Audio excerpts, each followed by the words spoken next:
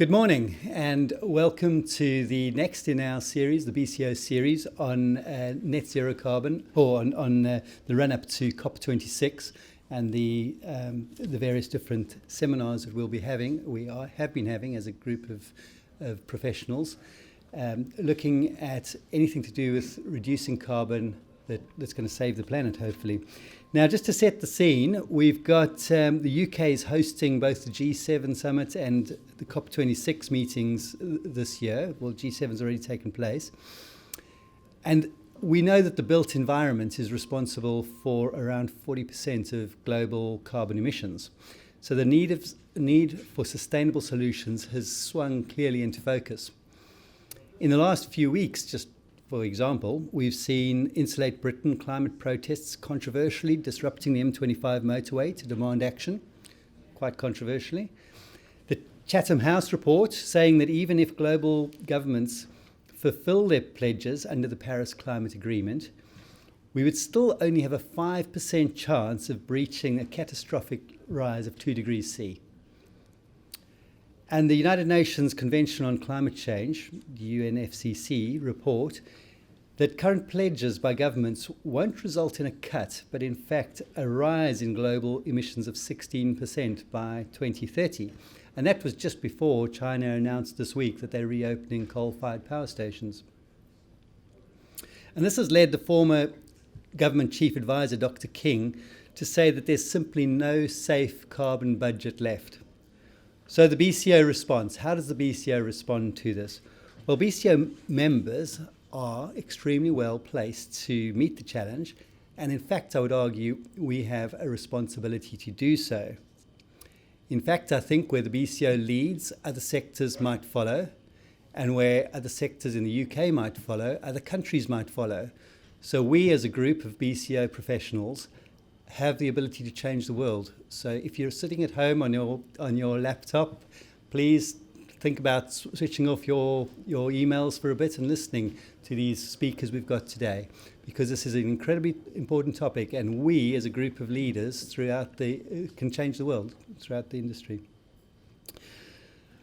Our speakers today then, I'll introduce them one at a time as they come up, but our first speaker is Simon Sturgis.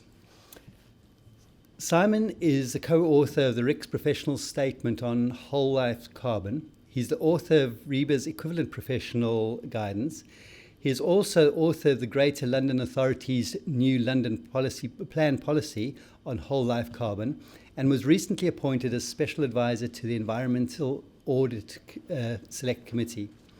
Today, Simon will discuss the future of officers from an embodied carbon perspective. Simon.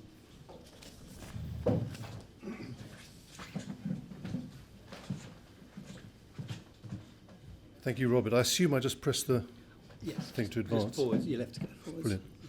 Again. Great. Well, good morning, everybody, and thank you for inviting me, Robert, and thank you for the introduction. It's quite. I know there's a lot of you out there on your laptops, but it's quite extraordinary to have real people in the room in front of me. So I'm going to try and save the world in 15 minutes, as Robert said. So I think the first thing I just want to point is a point of sort of reference, if you like, the sort of legalistic point of reference is that, and you can see from the slide here that we have the government commitment, the Theresa May government committed us to net zero by 2050. And that was ramping up from 80%. And of course, everybody wanted to be in the 20% that wasn't catered for. But we also have 78% reductions by 2035, which came out earlier this year, I think, from the Johnson government. And I didn't quite know where that figure comes from or who came up with it, but that's kind of what we're obliged to do. And that obviously sourced itself from Paris 2015, but it also from the Committee on Climate Change's report in 2019, and that's led to that commitment. So that's the kind of framework within which we sit. We also have the sort of investment issues. And I'm sure many of you will be familiar with things like the Task Force for Climate-Related Financial Disclosure, which is saying, for example, the task force reports widespread adoption will ensure that the effects of climate change become routinely considered in business and investment decisions. And the PRI, very similar, Principles for Responsible Investment. Every real estate asset owner an investor must actively manage climate-related risks as a routine component of their business thinking. And the Bank of England also is, of course, taking an interest in this with stress testing for a climatic risk for financial institutions. And this is what the Bank of England, one of the things they've said on this. In fact, if you go to the Bank of England website, you'll find massive stuff on climate change. Our objective is to play a leading role through our policies and operations in ensuring the financial system, the macroeconomy, and the Bank of England are resilient to the risks from climate change and supportive of the transition to a net zero economy. And then I looked at some of the bigger occupiers, and I'm assuming these are still up to date, but the bigger occupiers in Birmingham. And they're all saying similar things. Punit Renjan from Deloitte, the climate change emergency is unfolding in front of our eyes, touching all corners of the globe. Creating a net zero world is non-negotiable. Same sort of thing from Deutsche Bank. I won't read them all out. And of course, Penny James from Direct Line Group. And they're all really committed to this. They're saying these things. Now, it's true that that's happening at the very top, but it will filter through, and it will filter through down to the way they occupy space and the buildings they buy and use, and I'll come on to that a bit later. So if we're getting to net zero, what is net zero and what do we mean? So this diagram here is a kind of breakdown of the way whole life carbon is assessed. And for those of you who haven't seen this before, it's broken up into modules. So you have there module A, which is the upfront emissions, which is the product stage, which is materials, and construction stage, and that takes you up to practical completion. And that's by far and away the biggest sort of chunk, if you like, of embodied emissions. Then you've got module B, which consists of two parts. In use, it's called the in-use stage, and that consists in the pink there, you've got the embodied emissions, which are really to do with repair, maintenance, replacement of components, and then in blue, B6 and B7, which is energy use, operational energy use, and operational water. And then end of life, which I'll come to a bit more. And finally, reuse, recycling, and recovery. So that's what happens after the life of the end of the life of a building. So embodied emissions, when we use the term embodied, it covers all of those ones that you can see on the screen now. So it's the product stage, the in-use stage, and the end-of-life stage. And operational emissions are those ones, which is the energy use and water use. And of course, energy use is really what we're mostly familiar with. So if we're talking about whole life carbon, we're talking about all of those, both the operational and the embodied together. And if we're talking about net zero, we're talking about getting all of those to net zero. So we're looking at maximum carbon emissions reductions. And then finally, if you want to claim net zero, then it's plus offsets. And not everybody does, but again, I'll come to an example at the end of a developer who is trying to achieve that in all their properties. So if I go through those, just to give you an idea of the flavour of what this means. So this building you're looking at here is actually a retrofit. It's a British Land building. It's in London. And by retrofitting it rather than building a new building, it saved 58,000 tonnes of CO2. So that was a massive carbon saving. No doubt there are financial benefits as well, but certainly it was a big achievement. The other sort of things you'd be looking for are materials. And on the left there, you've got the cross-section through the Google building under construction in London at the moment. And that is a mixture of, you can see there, a steel frame, and it has concrete decking alternating with CLT decking. So this is an office building, and obviously it's for an owner-occupier who can do what they want, but with no real commercial consideration, if you like. But on the other hand, they are looking to the future. They may not occupy it forever. And what happens next, of course, has to be thought about. And of course, where people like this start and experiment, others will eventually follow. The building on the right is also an office building. It's in Norwich University Enterprise Centre, and that's clad in thatch, which you might think, well, that's obviously ludicrous for a sensible modern office building. But if you look at the life expectancy, the life expectancy of a typical aluminium cladding system is what, 40 years, something like that? Well, the life expectancy of thatch is about 40 years, so it's not that ludicrous. Although I suspect if we try to thatch everything, we'd run out of thatch. But also it's about, in terms of material sourcing, it's about reuse. So what you're looking at here is, on the left there, new aluminium comes from bauxite mines. This one happens to be in Australia, and the one on the right is recycled aluminium.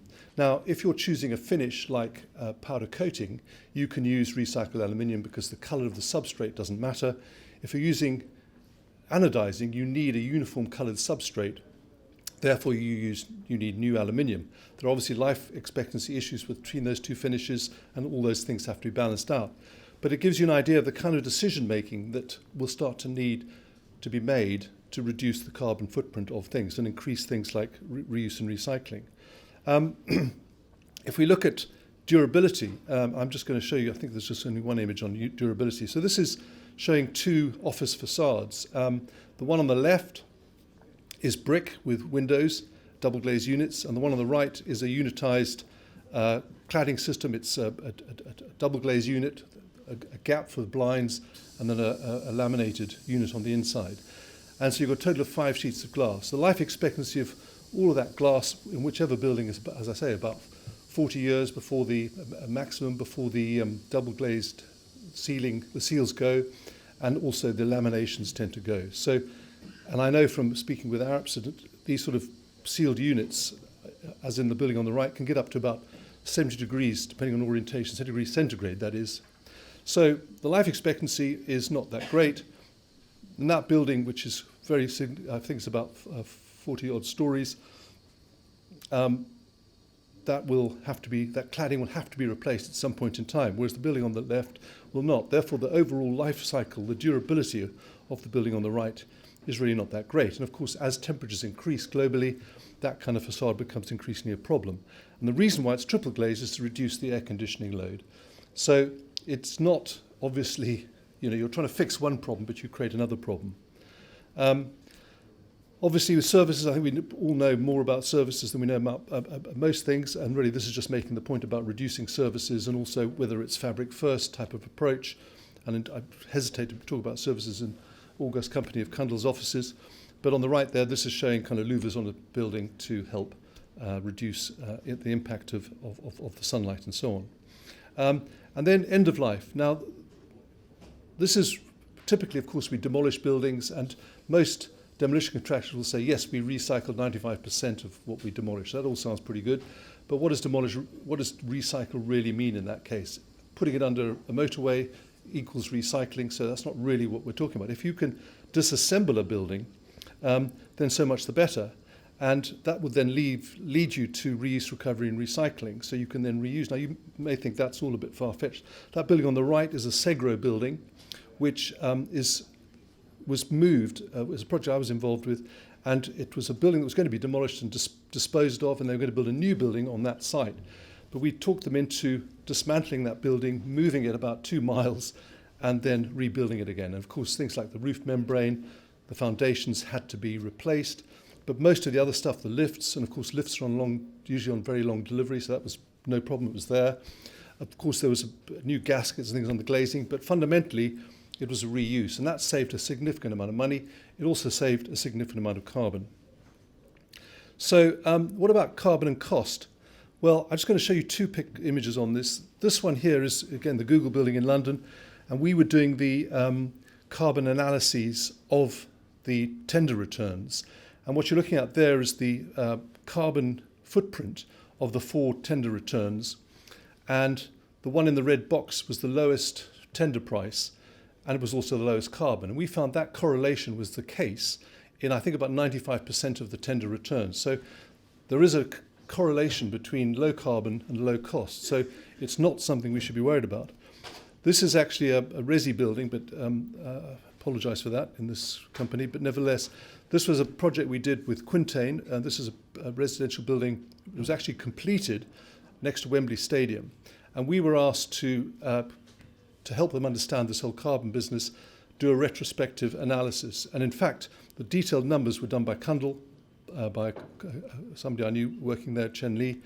And if you look at those in the first box, you've got what was built in the left-hand column, and the next one along is showing the kind of carbon reduction possibilities which we suggested could be done. And Quintain not fully believing us, decided they were going to get QS to look at it all. And they said that about 75% of all of those reductions would be cost neutral, and the rest of it was worth tendering.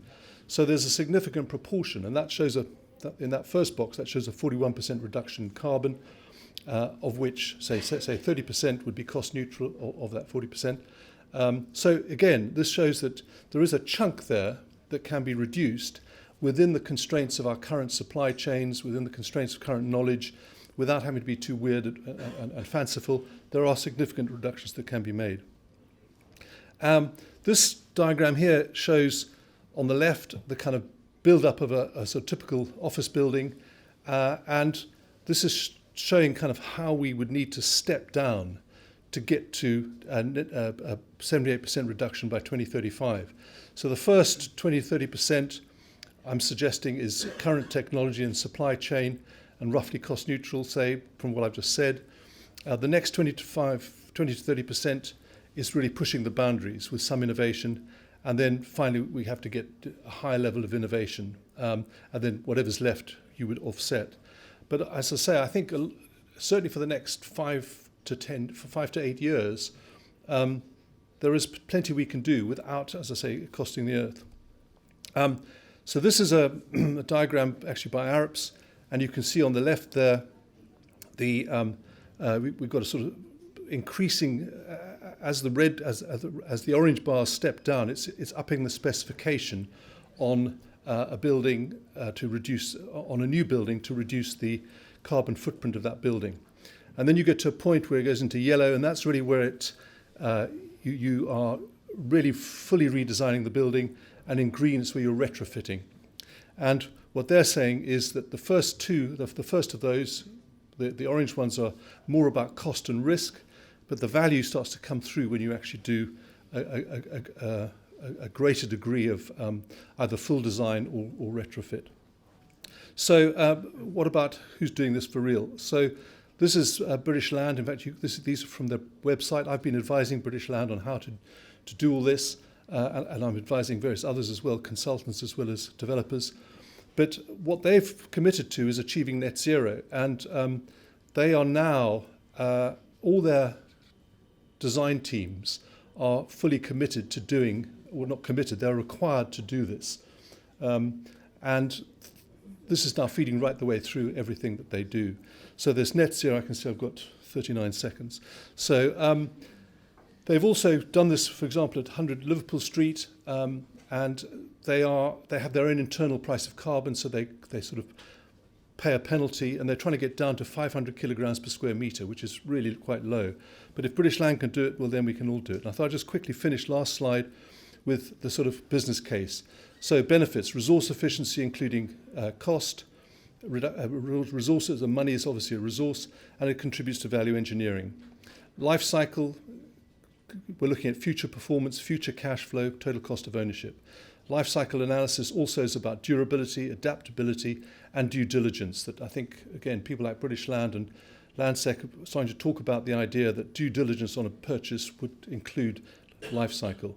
Potential insurance benefits, potential marketing benefits, future-proofing asset value, climate ready, climate clean, future regulations and tenant demand, you're preempting future regulation change, contributing to BREEAM, contributing to environmental impact assessments on planning, and finally client ESG and image contribution.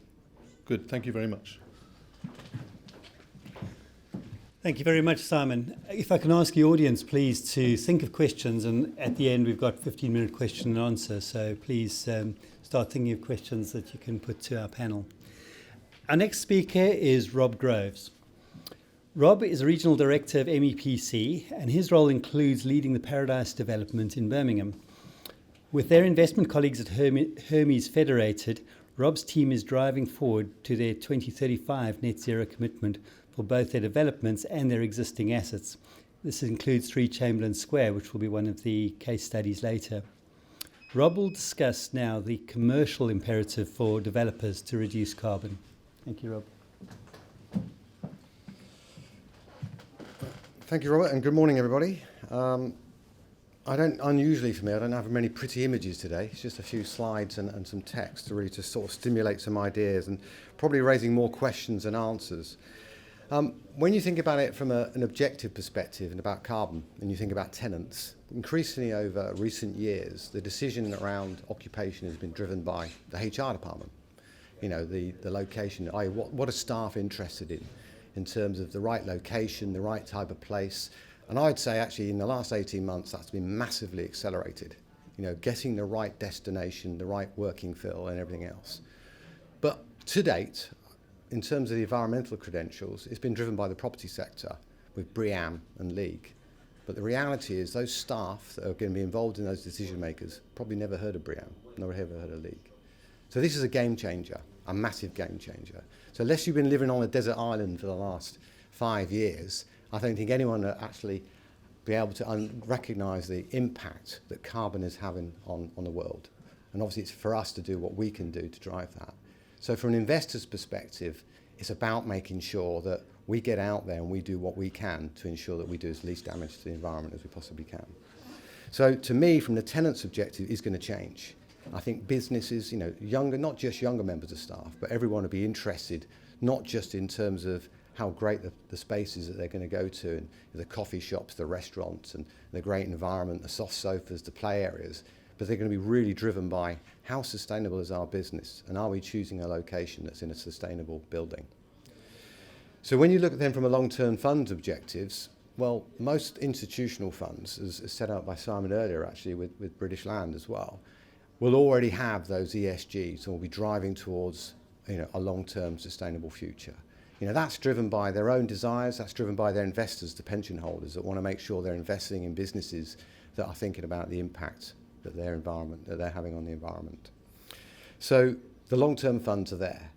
In terms of values, no one can actually, and I can't tell you what the values will be, but of course there is that commercial imperative as well, which is if you're building a building today that's still got gas boilers, if you're building a building today that's not as firmly efficient, that doesn't tick, maybe a fantastic building, but the building next door is fully electrified, it's green as possibly can, it's more thermally efficient in the way it's been designed, inevitably that's going to have a greater value. So there is a commercial imperative there. So the yield values, who knows what those will be, well actually should be better. So the long-term returns for the investor is better. Now the reality is of embodied carbon is that it's about, and I'm probably slightly contradictory in Simon in some respects for our own experience. There are materials out there of choice which obviously don't have a cost implication. But I think the industry's got one heck of a steep implementation as well as a learning curve to be able to get these things in place, to be able to improve, you know, you've got choices of concretes, you've got choices of the way that steel is manufactured. But there is an awful lot that's got to be done very, very rapidly, because what we're finding through our experiences is that if you want to design the right quality of building and the right environment for the building, you know, some of the material choices are limited. This becomes even more challenging when you start to look at what the benefit of timber brings. And it's interesting looking at the Google building. That's for an owner-occupier. It is easier for owner-occupiers because they can actually put their own demands in and take their own view on risk. The insurance business is a long way off that. There's a lot of contradictions with insurance about how timber is treated in the building, as you can well understand, both in terms of the deemed fire risk, because they don't understand that, but also in terms of when you put sprinkler systems in and the damage that could be done to the timber. So I still think there is a very steep learning curve and implementation curve, but across the business to be able to understand what is the right material choice. Costs are interesting as well. I think we're probably seeing that costs can be challenging, and obviously it needs a lot more consideration about how these things work, and obviously anything new will require more costs. Now, operational carbon, obviously that's easier in some respects. You know, people understand operational carbon because it means moving your gas boilers, it means using green energy. But the other thing you need to think about is actually the future proofing, because how many people put CHP systems in and thought they were the bee's knees, but are now looking at them and saying, well, they've got gas turbines, they're not carbon friendly. So I think we all have to be careful not to put all our eggs in one basket. So we need to be thinking about the future proofing of buildings. You know, who's to say that photovoltaics don't make another massive leap forward? Battery storage doesn't change. So I think the caution in our note would be just be careful that you don't put and drive down one route and one route only. The other challenge we have found, and it's interesting when Simon pulled up the images earlier, is well-being, a massive driver over the last 10 years in terms of, again, that staff's choice of where they're going to go. If you are achieving the best operational carbon building, it'll be a sealed box with the very limited of areas of glazing. But what does that mean in terms of people's workplace? You know, human beings weren't made to be in sealed boxes. You know, that's not where we thrive. We thrive in lots of natural daylight. So I think the challenge you have is how do you create that environmentally sustainable, carbon-friendly building, but equally don't compromise the well-being for the individuals that help to choose that property. Who is paying? Because I think, and I've put regional and London on here, we are seeing, you know, when you look at the operational changes that we've made to the building that's probably about 12 months away from completion now, there was a cost enhancement. Going from a gas boiler building through to a fully electrified building, there is a cost. And it's not a 6-figure sum, it's a 7-figure sum. So there is a significant cost into making those improvements. So I think, you know, that's one of the things we need to be aware of, is that as much as we can talk about the values and obviously the yield changes that will actually create the value for those investors, there is still that upfront cost issue. So we need to make sure that we educate both property advisors and office agents around, look, if you are going into a building that's meeting all those environmental credentials driven by the public that are actually making that choice now, because that's the thing, it's the public that are going to be pushing this agenda every single day around climate change, then you need to pay the price, because that's the reality about delivery of these type of buildings. Now that's arguably more of a challenge in the regions where the margins are that much tighter than London. So I think it's something we need to see. We need to see that elevation. When you look at an operation of a business, it's a small, tiny, tiny part of the operation of a business to see that rent increase. But if it achieves what we all want to aim to achieve, then it's the right thing to do. And then obviously the retrofit, and again picking up on Simon's thing, you know, what do you do with existing buildings? You know, do you abandon them because they're too hard to do? You know, we need to think carefully about how we can reclad them, how we can reuse them. Sometimes you may have to demolish because of the nature of the building. Some buildings are not that easy to retrofit because of the nature of their original construction. But we need to think very carefully about how we do that. And I don't think all the technologies are there yet about how the new fabric of those buildings could be reinstalled. So I think if you're an investor, you'll also look carefully at those assets, because, you know, as much as the environmental credentials around the buildings, you know, there has been a driver towards slightly less office space. You know, people are more flexible working and hybrid working. But actually then you start to look at older stock that's less desirable. What do you do with it? Do you repurpose it? I'm not giving an answer today because I don't think we know what the answers are yet. But again, it's part of that process which we're going to have to learn very quickly to what to do, because there's a lot of office stock out there that doesn't meet the credentials. So in summary, really, it's, you know, I think this is a game changer. I think certainly in my working career, I've never seen such a major shift. In the last couple of years, as I said, unless you've been living on a desert island somewhere, you'd know the impact. And I think the choice is going to be made by staff, and staff actually making a decision where they want to work. So creating long-term, sustainable workplace is going to be the key. And that's our view going forward. So thank you. Thank you very much, Rob, and for finishing a minute early as well. Obviously an experienced speaker. Well, it's wonderful to have people physically in the audience today, but unfortunately our next speaker has actually been struck down by COVID. So Alina will be joining us from through the Zoom call virtually today. And a big thanks to Alina. I don't know, Mark, if you can get her on the screen. Big thanks to Alina for taking the time and effort to come and speak to us, even despite being ill. I suppose this is the reality of the new world we live in. Now, Alina is an associate at Field & Clegg Bradley Studios. She has over 20 years of experience in construction. Alina is very passionate about creating amazing, environmentally conscious architecture. And today she'll provide us with a case study from 3 Chamberlain Square, which is the project that Rob was talking about. Welcome, Alina. Hello, everyone. Can you hear me? Yes, we can hear you. Great. Okay. So firstly, I'm very sorry I'm not going to be in the room with you today. But I'll do my best and share my presentation with you all. I hope you're seeing it now. I could just sort of see through the back of the room from everyone that you can. So I'm going to talk to you about a case study where you are in Birmingham, at 3 Chamberlain Square. I suppose the first question is, should we be building? Well, the other speakers have talked a little bit about this. I think that this project here in Birmingham, we're right in the centre of Birmingham.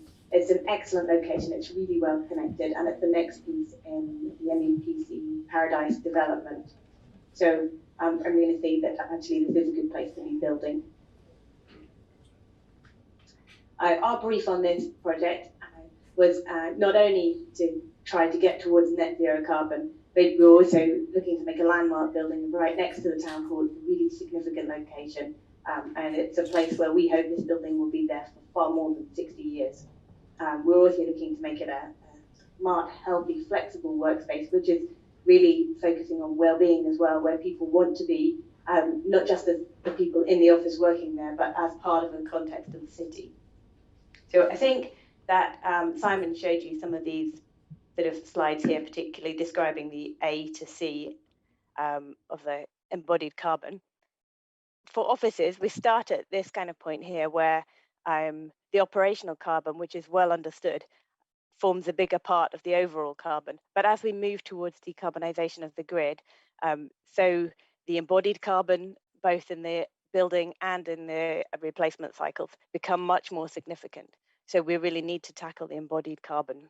And this is just a pie chart for a typical office, showing that the substructure and the structure form a really big part of it. So 3 Chamberlain Square, we have the advantage here that we start off with a very good form factor. We're almost a cube. Architecturally, we've taken inspiration from the town hall with a base, middle, and crown.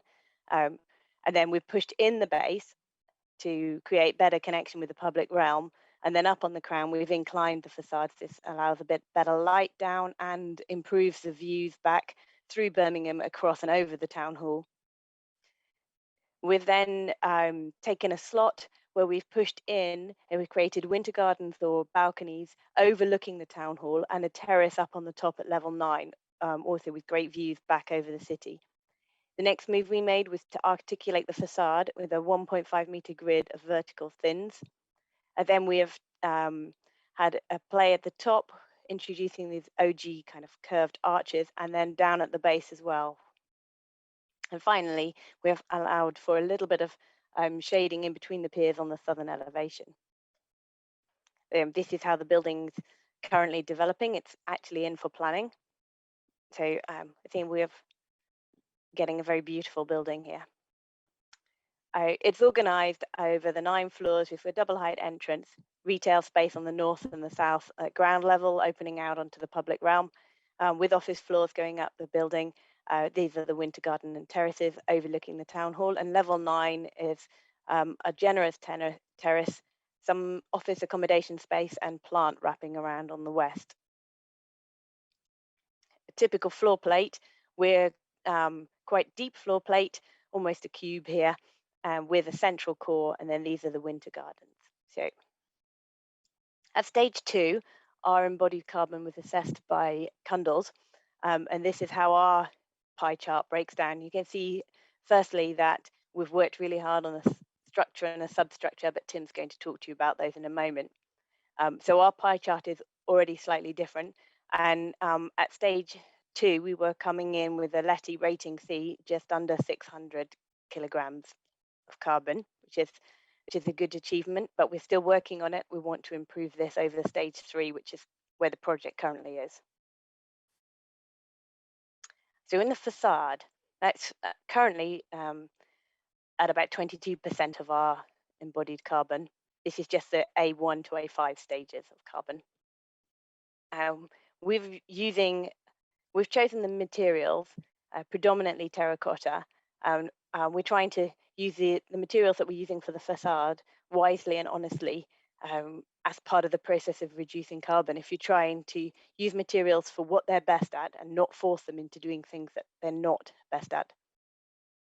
In the base of the building, we've decided to use concrete and GRC to help form these curved OG arches form. We're looking for a very cast smooth form here, and concrete with its robustness for the lower part, and GRC where it's lighter for the upper parts, through to the band here, made a lot of sense in terms of material. Though we do have to consider that GRC currently is less likely to be able to have as much GGBS in the mix.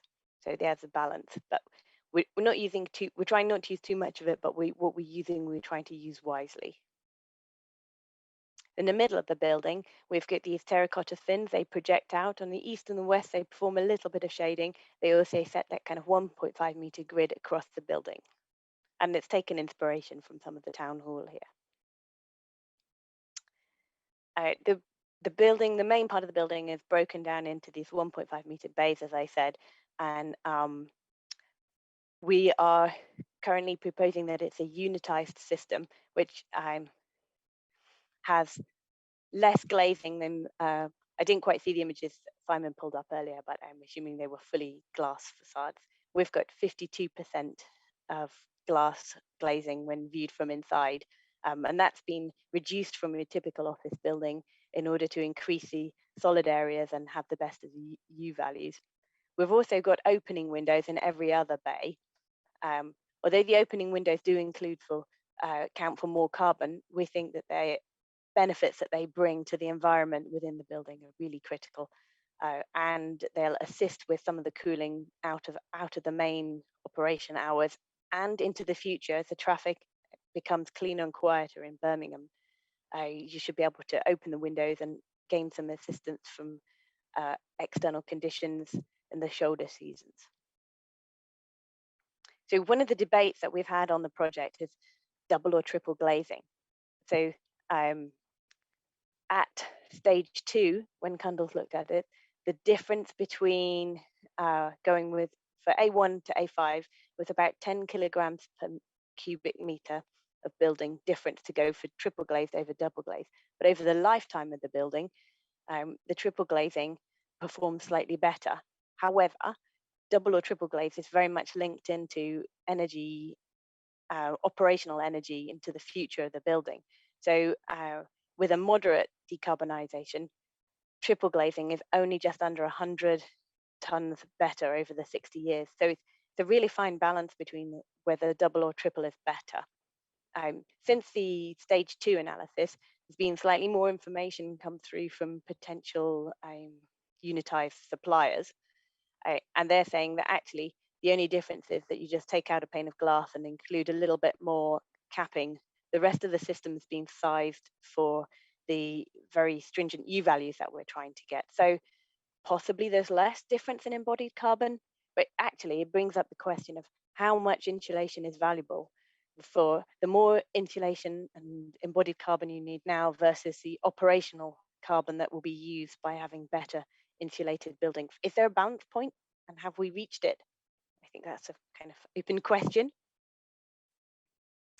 Internal finishes.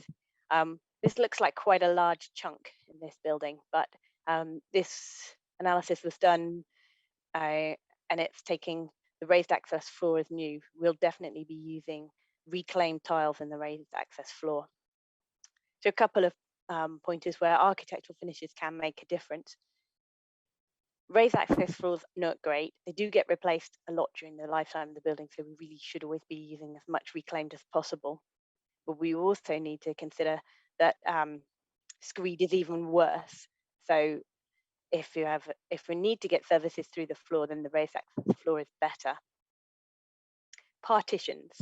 Well, an office doesn't have a great deal of partitions, and as more offices move to open plan and furniture solutions to create division, that's obviously better. But in a typical partition, about 70% of the carbon is coming from the plasterboard.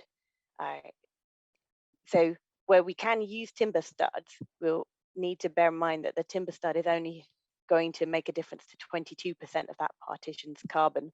And breaking it down further, the skim on the plasterboard is only about 14% of the partition, and the paint on the surface of it is about 1/33. So a poor paint could be adding about 1.5% to the wall, but a better paint could also only be adding 0.75. I suppose the point I'm saying here is that we do need to consider every aspect of the building, but we also need to focus our attention where we're going to make the biggest difference. Moving on from partitions, block work is 4 times worse than dry lining. So we need to only use it where it's most appropriate, where you need the properties of block work rather than just using block work everywhere. And within a block work partition, wind posts can account for 1/3 of the carbon, so consider using piers instead.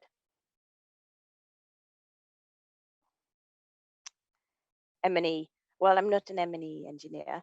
The architectural layout can make a big difference to how services are run.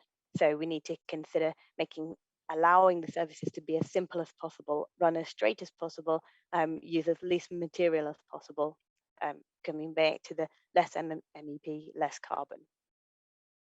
The substructure and the structure, well, I'm going to let Tim talk about those, but because at the moment the structure forms such a big part of the carbon in new buildings, small changes can make a big impact.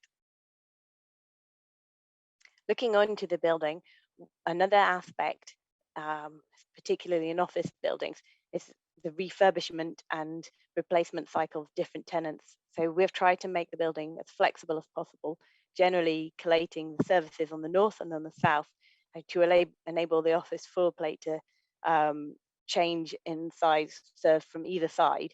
So we can have a 60-40 split or a 50-50 split, but increments quite easily achievable in between the two.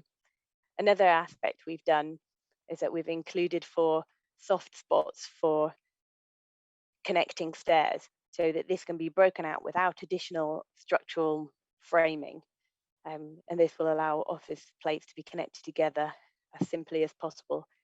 Trying to consider that the refurbishment and the replacement and the cycle through of different tenants is another way that carbon is wasted. So looking for the future, something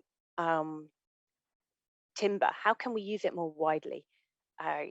There are barriers in some ways to timber, mostly generated by the fact that it's combustible. So there's a lot of fire caution in the industry. And then insurance is quite conservative at the moment and very cautious of combustible timber materials in the industry. I think that's something where everyone can help move this forward. So whether it's CLT and glulam in terms of the primary structure, or whether we have a composite steel and CLT slabs, or even if it's timber unitized systems, timber curtain walling stick systems, or just down to timber windows, something where we all need to be attempting to move forward, and that's got to be part of the answer for reducing carbon overall. And my final slide really is, do we all have carbon intuition? We're all quite good with understanding where operational carbon is going, reducing energy use in the buildings, but do we really all understand where our carbon is being spent through the building? At Field & Clegg, we've got a tool, FCBS Carbon, which we're hoping will help us and others to make those first initial decisions with the building at the very early stage, when you start to set the parameters and the overall aspirations for the building. So I think here at 3 Chamberlain Square, one of the biggest moves, which has probably made the biggest impact on carbon, was setting a structural grid quite tight to 7.5 meters and allowing for there to be a mid-floor column running through the floor plate. But I will leave Tim to talk to you more about that. So that's my run through of 3 Chamberlain Square, and Rob will be collating questions at the end if you have any. So thank you very much, everybody. Thanks very much, Alina, and thank you very much for coming from your sick bed to come and speak to us. We do hope you get better soon. We'll ask some questions at the end. Our final speaker is Tim Stidwell, a partner from here at Cundall in Birmingham. He has recently led the engineering design of the consultancy services for 3 Chamberlain Square. Tim has been actively involved in embodied carbon assessments on projects for over 10 years and in particular through the use of BIM for embodied carbon assessments of structures. He's taken a leading role in incorporating Cundall's net zero carbon approach into the practice's day-to-day approach. Tim will be discussing the methods and challenges of assessing embodied carbon. Thank you, Tim. Thank you very much, Rob, and welcome to you all. So yes, I'm going to talk about methods and challenges of assessing embodied carbon, but also look at the case study of 3 Chamberlain Square, as Alina has mentioned. I think when we're starting with assessing embodied carbon or whole life cycle assessments, the British standard on the screen really is the starting point. And if you look at the years from that was published in 2011. So this is not a new topic. It's been around for at least 10 years, probably even longer than that. So whilst it's not new, it's becoming a lot more in focus with a real strong focus on reductions in embodied carbon in construction. 2017 we saw the publication of the RICS guidance on how to carry out these assessments, and that really is the cornerstone for all whole life carbon assessments that are carried out in the industry at the moment. And more recently, the CIBSE published a guide, TM65, on how to calculate embodied carbon for building services. So we can see there's this kind of progression of more and more guidance and data out there to help to carry out these assessments. The Institution of Structural Engineers has also been publishing a lot of fantastic guidance over the last 18 months or so how to calculate embodied carbon. All of these guides, the CIBSE guide, the I/T documentation, all ties in with the RICS guidance. There's been a real consolidated effort to pull everything together to make it really clear and simple for people to carry out these assessments. And in terms of the data source, you need to know what the embodied carbon value is of various materials you'll be working with. So the starting point is EPD certificates, Environmental Product Declaration certificates. So these can be sourced in some instances quite simply, looking at websites perhaps. In other instances, it's a little bit more challenging to find that data. But then there are tools such as the Inventory of Carbon and Energy, which is managed by Circular Ecology, which basically takes a whole range of EPD certificates and carries out analysis to work out average values for particular materials, particularly useful for structural materials, steel, concrete, materials such as glass and so on. Perhaps a little more complex assemblies, M&E plants, etc. It's a little bit more challenging to get the data out, but that's coming. And then we've been working with the Hong Kong government to produce an online carbon assessment tool. And in Hong Kong, it's worth saying that in different areas, different parts of the world, different regions, you will get different embodied carbon values for different materials, depending on how materials are manufactured, how they are transported, where they come from, and so on. And so with the Hong Kong carbon assessment tool we've been writing for CIC, we've been also embedding in some embodied carbon data into that to provide that data source for those assessments. And there's a lot of new tools coming out as well. It's really has been a real influx of some fantastic tools out there to help the professionals out in the industry to carry out and understand embodied carbon. So the Institution of Structural Engineers have produced some spreadsheets which provide a very simple way of working out embodied carbon for structures. The Concrete Centre, very similar for concrete structures. Alina mentioned the FCBS carbon tool, which is fantastic, particularly at the early stage, but that can be taken all the way through. And there's quite a few other commercial products out there, such as One-Click LCA, eTool, etc., and many more. There's a lot of fantastic tools that are coming out there into the market now. I think one thing that's really come to the fore over the last few years is guidance on what is good and what is bad and what is fantastic in terms of embodied carbon for buildings. I think when the BS came out and when the RICS guidance came out in 2017, there perhaps wasn't so much knowledge about what makes a great building and what makes a poor building. And Letty have done a fantastic job, I think, in terms of defining kind of bands of what is good, what is bad, how can we improve. And they produced what's called the Embodied Carbon Primer, which looks at the embodied carbon in the upfront stage, at A1 to A5, as mentioned by Simon earlier, and provided targets of what makes a good or bad building. And what they also picked up was some circular economy principles of reuse and recycling as well into there. And early this year, Letty published what they called the Embodied Carbon Alignment. So start seeing this, these bands of ratings for embodied carbon for buildings. So typically, you probably say that looking at A1 to A5, an average building at the moment perhaps would be an E rating. If you've got a really good design, really very well-designed building to reduce embodied carbon, you're perhaps looking at a C-rated building, B or C-rated building. And what we're now pushing for is can we actually push buildings into kind of A-rated buildings? So it's nice and simple and clear and very simple to understand. And aligning with that, the Institution of Structural Engineers has produced what they've called the SCORES rating, structural carbon rating system, which follows a very similar format of the coloured banding system.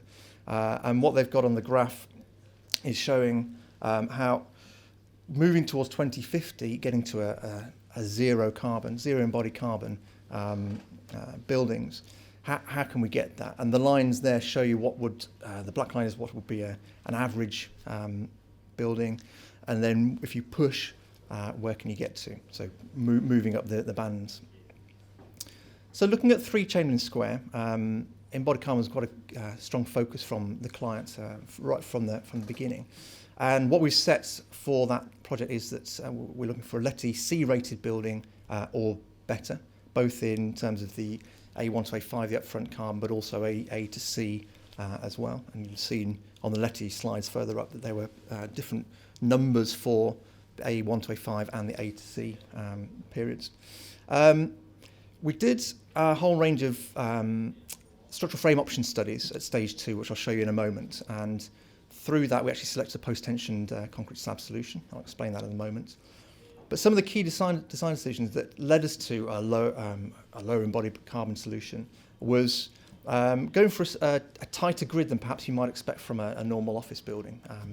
So 7.5 metre grid, as Alina mentioned. It worked pretty well with the geometry of the floor plate. But it was a discussion we had with the developer quite early on to say, look, if we can go for tighter grids, we can actually reduce the depth of the structure, the weights, the volume of materials, the foundation loads, etc. And there's a real knock-on effect of getting a reduction in materials, reduction in embodied carbon for the solution.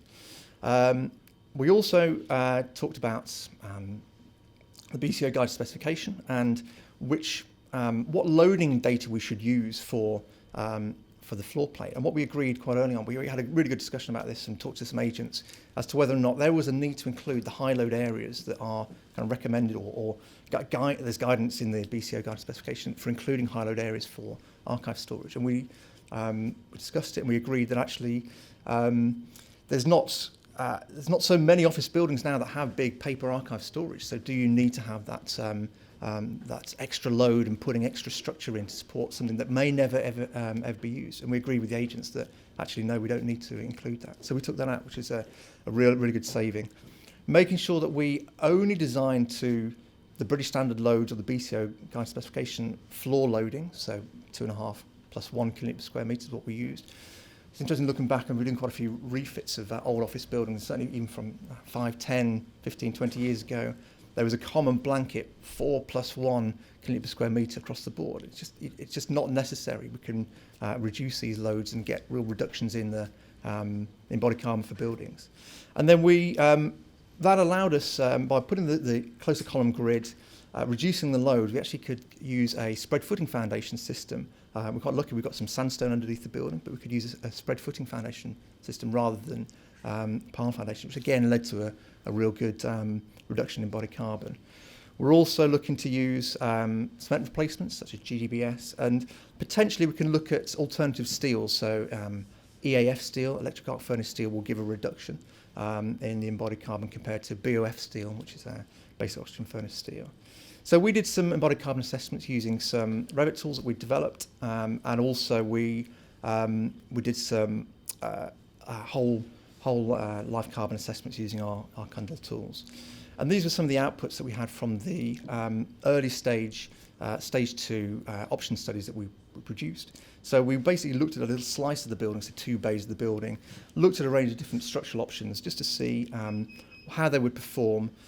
You can see the scores rating system there that we're using for each diagram, so it's very quick and easy to see which ones are performing better than the others.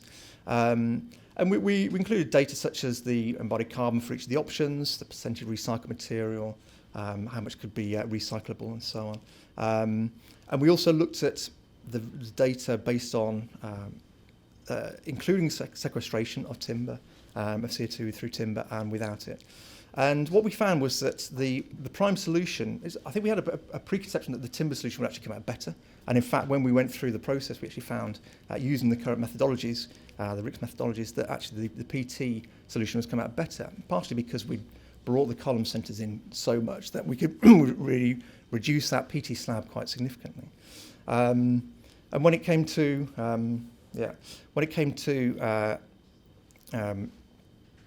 the PT solution, which came out top, the CLT solution actually came out quite low, and part of that reason was because there were certain areas of the building that we couldn't use CLT, the roof and some of the internal floors. But also with the methodology that we're using at the moment, where you can't count the sequestration, so this is the CO2 that timber will absorb during the growing life cycle. It really penalised the timber a little bit. So we've carried on developing our embodied carbon tools, and one thing that's really important to us at Cundall is actually kind of educating both our teams who are working with these designs, our clients and kind of fellow professionals. And we've developed some tools in-house which will allow all of our engineers and technicians to carry out very rapid embodied carbon assessments. So we've embedded into Revit some tools where we can, once we model the building, basically press certain buttons and it will generate all of the data for the embodied carbon for the whole building, for the whole structure, and also the scores rating automatically, so we can very quickly see what kind of embodied carbon value we're getting for the project. What it also allows us to do by bringing it into Revit, into BIM, is we can test options, so we can see what difference does it make if we change from BOF steel to EAF steel. How much difference does that make on the structure? And we think it's really important to also communicate the outputs in a really graphical way, and communicate the input data, etc. as well. So that's what we've applied to the project. So in summary, I think it's certainly a case that the methodologies for assessing embodied carbon are really maturing. We can see from that time in 2011 when the British Standard came out that there wasn't so much guidance out there to help people do the assessments, but there's a lot more guidance coming out year on year, and I think it's fantastic the professional bodies are bringing out that great guidance. And for some materials, it's quite easy to get really good EPD data and embodied carbon data, so concrete, steel, carpets, etc. But there's some other aspects where there's more work to be done, particularly where you've got more complex assemblies, so MEP systems and facades in particular, a little bit more challenging. And I think it can be difficult sometimes to get the right EPD data. You might search on the internet and you'll find the EPD data for the wrong country or the wrong location. So that can be a challenge. But certainly carrying out high-level, early-stage embodied carbon assessments on projects is really beneficial. We found that was really good for making good and sound decisions on the project. And as I've shown, we're really pushing the use of BIM as much as possible for these embodied carbon assessments, because it really ties in the two technology really fantastically. So that's it. Thank you very much. Thank you very much, Tim. We've only got time for a couple of questions, perhaps, at the end. I was most intrigued by Alina's concept, and we might actually go to Alina first for a question, please, Mark. But Alina's concept of carbon intuition. Interesting to see how we all build up our carbon intuition over the next period. Alina, I'm not sure if you can hear us or can speak. Can we hear you? All right, okay. I was going to ask Alina whether she is coming back. Okay. Right.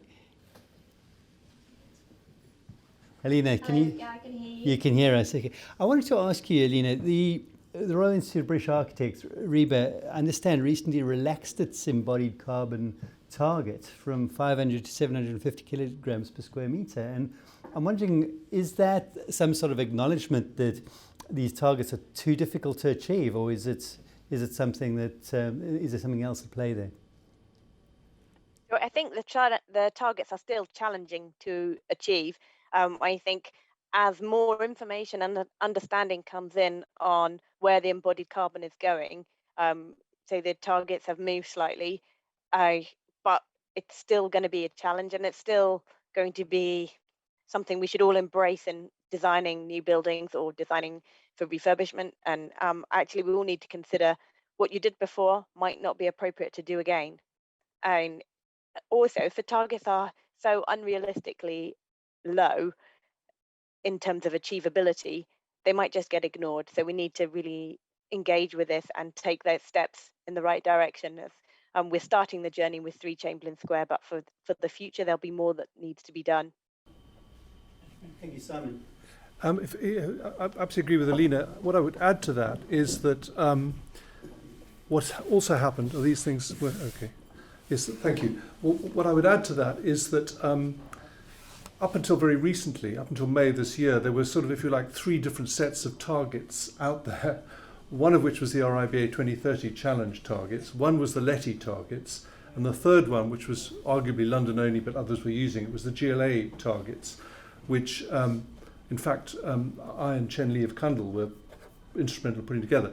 Now what's happened recently is all 3 of those have come together, so there's been a consolidation, and that process has also become, as Alina said, more realistic, because I think some of the levels were, as she said, sort of wildly optimistic. So we now have kind of alignment between the different. So the targets that now are more, if you like, reliable and more widespread. And whether you go BCO, LETI or GLA, they will all be the same numbers. Excellent, thank you. And Simon, actually, I'll ask you a follow-on question from that. Is that I understand there's a draft, or somebody's come up with a draft Building Regulations Part Z, which is meant to be to do with embodied carbon. Can you give us a bit of information about Sure. that, and also whether you think that we should be pushing or lobbying government to implement that? Thank you. Yes, a couple of things on that. So one of the issues at the moment is that the only regulations that are coming out or are available today, right now, are planning, and those are patchy and variable and so on. So the idea behind Part Z, which is a grouping led by Will Arnold, and I'm part of, which is Will Arnold of iStruct-E, is to have a Part Z of the building regulations, which would be whole life carbon. And the idea behind this is to give a sort of level playing field. And I think that would be quite an important point. Just if I could use the opportunity also to mention that we're trying to get funding for the RICS professional statement to be upgraded. And I'm waiting to hear on that. So that should be upgraded. Also the standard that was mentioned earlier on, which by Tim was the BSEN 15978, that is also in the process of being upgraded. So I'm afraid there's a moving target, but it should all get better and easier to understand and more reliable and so on. So it's all, things are moving in a good way. Robert, do you want to point? Yeah, I mean, the targets for our industry is actually essential. I think the point I didn't really pick up last time round, I think we need to get the language out there that staff understand, because I think, everyone is out there at the moment understands the impact we're having on our planet. And I said, more and more decisions now about office locations, workplace locations are driven by staff. Staff won't understand all that, and to be blunt, they won't be interested in that. What they want is something that they understand in layperson's terminology. So I think from an industry perspective, I think we need to get the messaging out there that's clear, that people will say this is a green building, both in its construction but also in its operation, because 99.9% of the population will not understand Building Reg Z or anything else. And I think that's what we should be doing as an industry, is really trying to promote language which the people that are going to choose to where they're going to work understand. I think that's key. Well, Rob, a question on that then is, you mentioned that BREEAM was something that we've been using quite a lot, but perhaps it's moving on now to net zero carbon. What are the new badges that that developers need to have on their buildings to get the best value out of their buildings? Is it neighbours now, or is it something else?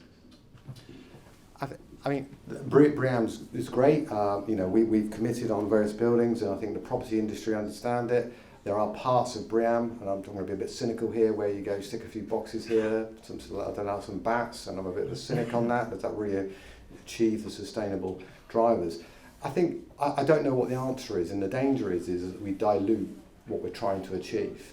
And I think neighbours is, yes, absolutely. I think there is, I think some elements other certificates need to be upgraded to reflect the reality, and be less of a, you're more than 5 metres away from where your cycle space is held. Does that really make any difference? So to me, I think all of the various certification needs to come up and reflect the reality of where we are, which is much more around proper sustainable development. That's the key. If I could add one comment to that, I think BREEAM does not yet fully reflect the embodied carbon impacts. Even the 2018 iteration doesn't, and I think the next iteration is not due out until about 2023. So you get situations like the Bloomberg building in London, which has, I think, the highest BREEAM rating ever, but it has an enormous embodied carbon footprint, which is not reflected within that. So that needs to change. Yeah, I was going to say, I mentioned that I've been doing embodied carbon assessments for about 10 years, and the reason why I got into it was because I was so frustrated as a structural engineer of sitting in BREEAM meetings and really having kind of no influence. We could use a huge amount of material in the foundations or whatever it may be, and there was no assessment taken into account for those foundations. And really, the kind of the type of carpet you were picking had much bigger influence in the whole of the structure, and it was kind of ridiculous, really. There was no drive to kind of design lean, design well, reduce materials through that BREEAM process. So that's I think getting that focus back onto carbon is really important. I think we're going to have to wind up there because we're running a little bit over, and for the people at home, they're probably wanting to get on to their next meeting, certainly. So a few announcements for the BCO, first of all. Entries for the 2022 BCO Awards are now open. The closing deadline is Friday the 26th of November at 5 p.m. So please get your applications in. For those in the audience here today, we do have boards up here showing the award winners from the Midlands region at the last awards. So please go and browse through those after the event. Another announcement is that the BCO 2022 annual dinner is taking place on the 18th of January, and bookings are now open. So please secure your place there. For Midlands chapter members, the next event will be the Bruntwood SciTech event, which is covering science and technology, story, the Knowledge Quarter Master Plan, Enterprise Wharf, and that will take place on the 11th of November at 4 p.m. We also will be reprogramming the tour of 103 Colmore Row. Apologies to those who'd already reserved places for the earlier tour, which was cancelled. That'll be taking place now in January, with a date still to be announced. We do fully intend having a Christmas social, so please watch this space. And lastly, to mention the mentoring program, the BCO mentoring program, will be relaunching in December. Please watch out for the date. This is a very valuable program for our younger people. I'm sure Ross in the audience can tell you more if anybody needs to hear more about that. So thank you very much to everybody who's attended this meeting. For those who's still here in Birmingham, we can carry on the questioning round over a cup of coffee. For those at home, thank you very much for joining us, and we look forward to the COP26 in 2 weeks' time. Thank you very much. Bye-bye.